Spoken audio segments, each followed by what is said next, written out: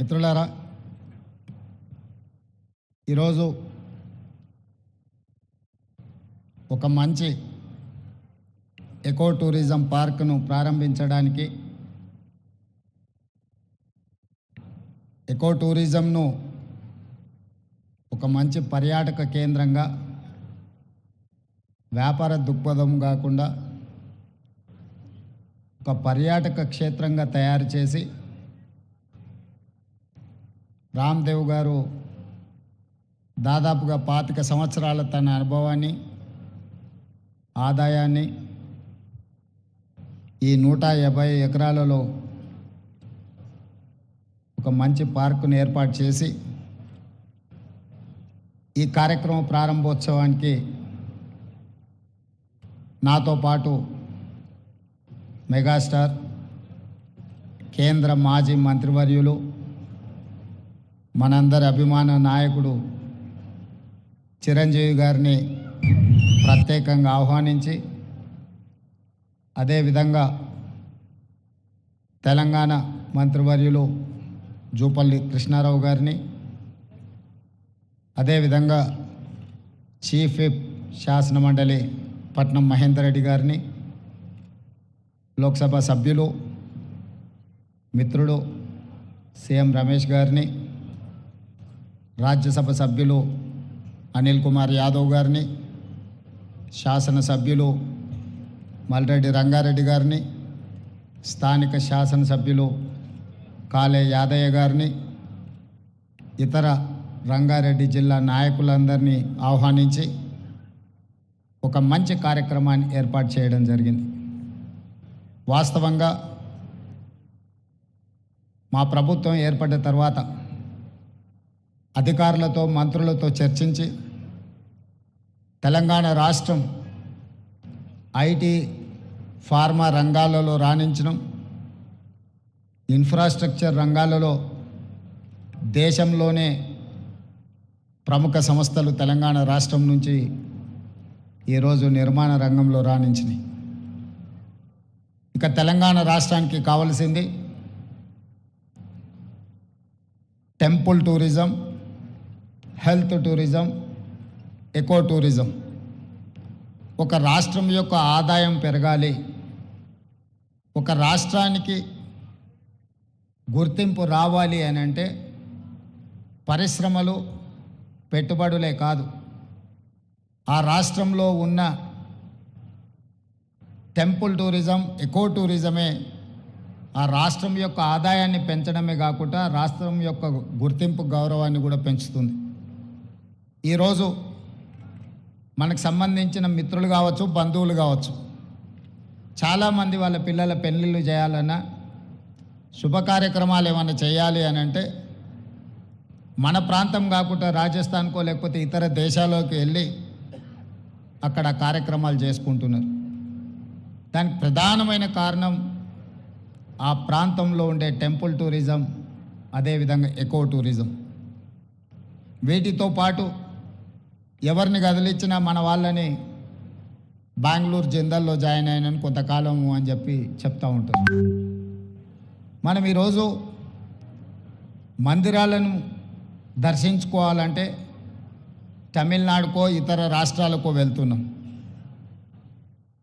ఫారెస్ట్లో ప్రకృతి సహజ వనరులను చూడాలి అంటే మధ్యప్రదేశో లేకపోతే ఇతర రాష్ట్రాలకు వెళ్తున్నాం. అదేవిధంగా హెల్త్ టూరిజం విషయంలో కూడా మనం ఎక్కడెక్కడికో వెళ్ళాల్సిన పరిస్థితి. కానీ అన్ని సహజ వనరులు ఉన్న తెలంగాణ రాష్ట్రంలో ఇప్పటి వరకు ప్రభుత్వాల దృష్టి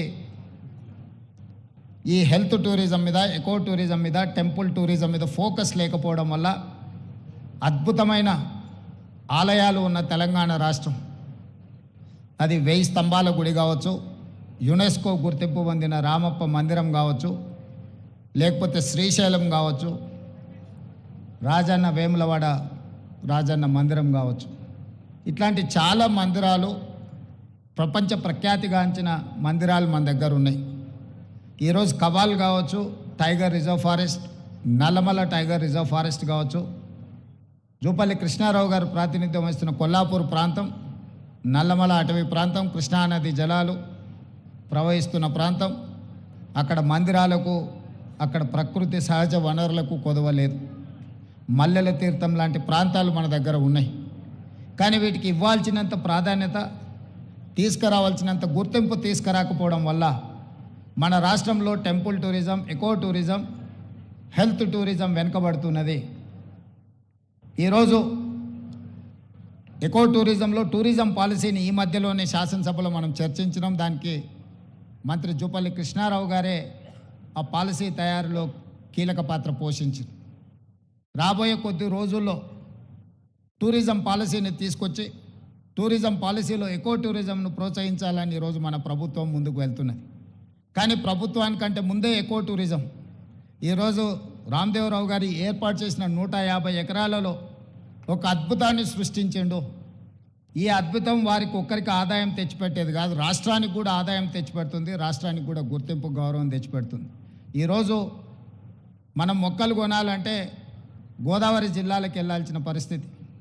ఎవరైనా జూబ్లీ హిల్స్, బంజారా హిల్స్ లేదా ప్రముఖులు ఎవరైనా ఇల్లు కట్టుకుంటున్నారు అని అంటే గోదావరి జిల్లాల నుంచి మొక్కలు తెప్పించుకునే పరిస్థితి నుంచి ఈరోజు వికారాబాద్, చెవెళ్ళ ప్రాంతం నుంచే ఎవరు ఇల్లు కట్టుకోవాలన్నా ఇంతకుముందు పెద్దలు చిరంజీవి గారు చెప్పారు. 20 సంవత్సరాల క్రితమే వాళ్ళు ఇల్లు కట్టుకున్నప్పుడు జూబ్లీ హిల్స్లో ఒక ప్రత్యేకమైన మొక్కల్ని పెట్టాలి అంటే రామ్దేవ్ గారి దగ్గర నేను తీసుకున్నాను.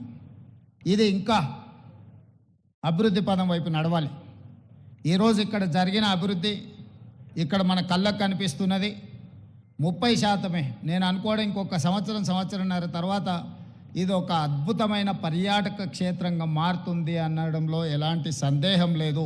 ఖచ్చితంగా ఇది ఆ దిశగా రాణిస్తుంది. ఇక్కడ మేము కొంతనే చూసినాం, మిగతా ఏర్పాట్లు కూడా అద్భుతంగా చేస్తున్నారు. దీంతో పాటు ఇంతకుముందే మా యాదయ్య గారు చెప్తున్నారు, వికారాబాద్కి హవా లాఖో రూపాయి కా దవా అని.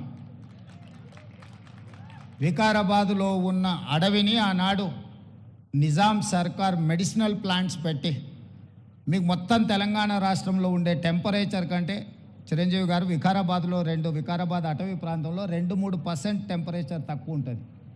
లెప్రసీ వచ్చిన వాళ్ళని వీళ్ళని తీసుకొచ్చి ఇక్కడ వికారాబాద్ ప్లాంటేషన్ అక్కడ వదిలేస్తే 2 monthsలో ఆటోమేటిక్ ఏ ట్రీట్మెంట్ అవసరం లేదు. ఇక్కడ ఉండే ప్రకృతి సహజ వనరుల వల్ల వాళ్ళకి ఆ రోగం నివారించబడుతుంది. గతంలో మెడికల్ ట్రీట్మెంట్ లేనప్పుడు ఎవరికైనా లెప్రసీ వస్తే వాళ్ళ కుటుంబ సభ్యులను ఇక్కడ తీసుకొచ్చి వికారాబాద్లో వదిలేస్తే 2-3 నెలల తర్వాత వాళ్ళని మళ్ళీ తీసుకెళ్తే వాళ్ళు టీబీకి సంబంధించి ఏ సమస్య వచ్చినా ఇక్కడ ఆ కుటుంబ సభ్యులను వదిలేసిపోతే 2-3 నెలలలోనే ఆటోమేటిక్ ఇక్కడున్న ప్రకృతి సహజ వనరులతో వాళ్ళకి తగ్గిపోయేది.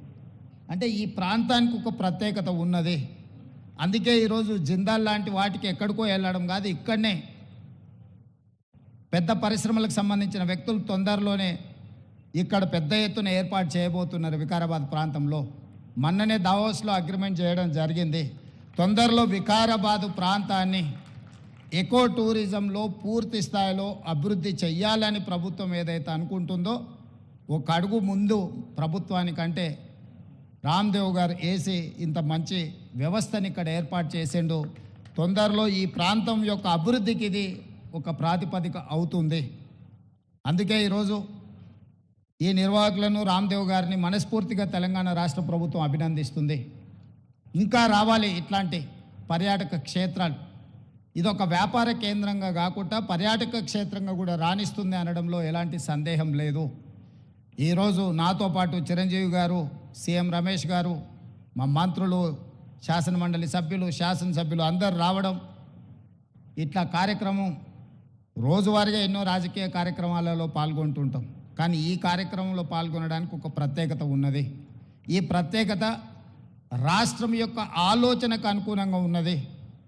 ఈరోజు రాష్ట్ర ప్రభుత్వం ఏదైతే ఎకో టూరిజం పాలసీలో ఇలాంటి పార్కులు మేము డెవలప్ చేయాలనుకుంటున్నామో రాబోయే రోజుల్లో ఖాళీ వరి పండించడమే కాదు, ఇతర కమర్షియల్ క్రాప్స్ వైపు ఈరోజు వనాలు, ప్రకృతి వనాలను పెంచడానికి కూడా రైతులను ప్రోత్సహించడానికి ప్రభుత్వం వైపు నుంచి ప్రణాళికలు ఉన్నాయి. వాళ్ళందరికీ కూడా ఇలాంటి వ్యాపార కేంద్రాలు ఉంటే రైతులు పెంచే మొక్కల్ని కొనుగోలు చేయడానికి అవకాశం ఉంటుంది. కోటి మొక్కల్ని తెలంగాణ రాష్ట్ర ప్రభుత్వం పెట్టాలంటే ఎక్కడనో ఒకడ గ్రామాల దగ్గర ఆ మొక్కలను పెంపడానికి క్షేత్రాలు ఇస్తున్నాం. కానీ 6 నెలలు సంవత్సరం పెంచితే అవి మేము నాటినప్పుడు 20-30% కంటే ఎక్కువ బ్రతకడం లేదు. అందుకే రాబోయే రోజుల్లో మా మంత్రి గారికి సూచన చేస్తున్నా, అదేవిధంగా ఫారెస్ట్ మినిస్టర్ గారికి కూడా నేను ఆదేశాలు ఇస్తా. 2-3 సంవత్సరాలు పెంచిన మొక్కల్ని తీసుకెళ్ళి నాటితే మొక్కలు బతకడానికి ఎక్కువ అవకాశం ఉంటుంది. కానీ మరి రైతు 2-3 సంవత్సరాల ఆదాయం లేకుండా ఉండాలి అని అంటే రైతు బ్రతకం కూడా కష్టమవుతుంది. అందుకే దానికి తగ్గట్టుగా ధర చెల్లించి రాష్ట్ర ప్రభుత్వమే కొనుగోలు చేసి రాష్ట్ర ప్రభుత్వం నాటే హరితహారం మొక్కల్ని 3 సంవత్సరాలు 4 సంవత్సరాలు పెంచిన పెద్ద మొక్కల్ని నాటితే అది ఒక్క సీజన్లో మనం కాపాడుకోగలిగితే చాలు, అది తప్పకుండా చెట్టుగా వృక్షంగా మారే అవకాశం ఉంటుంది. అందుకే రాబోయే రోజుల్లో ప్రభుత్వం యొక్క విధి విధానాలను చర్చించుకొని వాటిని సవరించుకొని తెలంగాణ రాష్ట్రాన్ని ఒక ప్రకృతి వనంగా మార్చాలని. అక్కడ రామయ్య గారు ఉన్నారు, ఒక సామాన్యమైన రైతు. మీరందరూ వారెవరో అనుకోవచ్చు. రామయ్య గారు ఆయన ఒక వ్యవసాయ కుటుంబం నుంచి వచ్చి మొక్కలు నాటే కార్యక్రమంలో భారత ప్రభుత్వం వారికి పద్మశ్రీ అవార్డు ఇచ్చింది. చిరంజీవి గారు రాణిస్తే చిరంజీవి గారికి పద్మభూషణ్ ఏ విధంగా ఒక రంగంలో రాణిస్తే ఇచ్చిండ్రో, ఒక రైతుకు కూడా మొక్కలు నాటడంలో రాణించినందుకు రామయ్య గారికి ఆ గుర్తింపు వచ్చింది. ఖమ్మం జిల్లాలో ఒక మారుమూల ప్రాంతంలో ఉండే ఒక వ్యవసాయ రైతు మొక్కలు నాటడం వల్ల పద్మశ్రీని సాధించిండు. అంటే ఒక కమిట్మెంట్, డెడికేషన్ ఉంటే ఈ ప్రభుత్వాలు గుర్తిస్తాయి, ప్రోత్సహిస్తాయి. రామయ్య గారు లాంటి వాళ్ళని మనం ఆదర్శంగా తీసుకోవాలి. అందుకే ఈ మధ్యకాలంలో కేంద్ర ప్రభుత్వాన్ని కలిసినప్పుడు మాకే నాంపే ఎక్ పేట్ అంటే తల్లి పేరు మీద విద్యార్థులందరూ ఒక మొక్కను నాటి దాన్ని సంరక్షించాలనే ఒక విధానాన్ని ముందుకు తీసుకొస్తున్నాము. ప్రతి విద్యార్థి తమ కన్న తల్లి పేరు మీద ఒక మొక్క నాటి ఆ స్కూల్లో ఆ మొక్కను కాపాడితే కొన్ని లక్షలాది కోట్లాది మొక్కల్ని ప్రతి సంవత్సరం మనం పెంచుకుంటూ పోవచ్చు. ఇట్లాంటి వినూత్నమైన కార్యక్రమాలను ప్రభుత్వం తీసుకురావాలనుకుంటుంది. తొందరలోనే ఈ విధి విధానాలతో ముందుకు వస్తాం. ఏది ఏమైనా రామ్దేవ్ గారిని మనస్ఫూర్తిగా అభినందిస్తున్నా. ఒక మంచి పర్యాటక క్షేత్రంగా దీన్ని తీర్చిదిద్దండి. ప్రభుత్వం వైపు నుంచి అవసరమైన సహకారం తప్పకుండా ప్రభుత్వం అందిస్తుంది.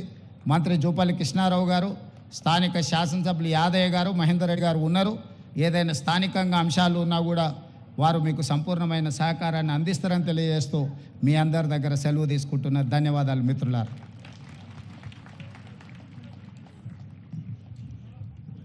ముఖ్యమంత్రి గారికి హృదయపూర్వక